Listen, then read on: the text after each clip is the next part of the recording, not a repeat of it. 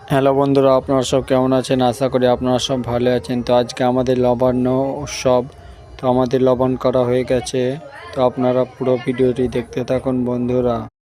তো আমার ভাইজিদেরও লবণ করা হলো এবং ওরা এখন প্যান খুলেছিল, সেই জন্য ওর মা ওদেরকে এখন প্যান পরাচ্ছে বন্ধুরা। তো এই হচ্ছে আমাদের মন্দির। আর আপনারা যখন যে মেয়েটা এক্ষুনি নাচছিল সেটি হলো আমার বড় বাবার মেয়ে, মানে আমাদের বোন। তো আমি এখন ঘরের দিকে যাচ্ছি। তো আমার বাবা রান্না করছে দেখুন বন্ধুরা।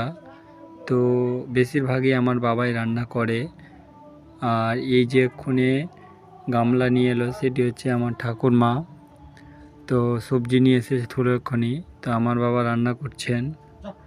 তো আপনারা পুরো ভিডিওটি দেখবেন। তো এই সবজিগুলো দেখুন। আমি এখন ঘরের দিকে যাব। তো আপনাদেরকে লবণের জিনিসপাতি দেখাবো। তো আপনারা দেখুন, এই যে দেখতে পাচ্ছেন এখানে মিষ্টি আছে, বুঁদিয়া আছে, মরিদা আছে, যেসব জিনিস দিয়ে লবণ হয় তো সবই আছে।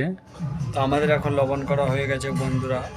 তো আমি এখন বসেছিলাম, তো ভাবলাম যে একটি ভিডিও করি। তো সেই জন্য একটি ভিডিও করলাম। তো আমাদের লবণ করা অনেকক্ষণ হয়েছে। তো লবণের করার ভিডিও আপনাদেরকে দেখাতে পারলাম না। তো আমাদের অনেকক্ষণ হলো লবণ করা। তো এখন যেটুকু পারলাম ভিডিও করলাম। তো আপনারা এই ব্লগে দেখেন। তো বাবার একটা সবজি ভাত রান্না করা হলো। তো বাবার একটাই সবজি তৈরি করবে। তো এখন বসে আছে।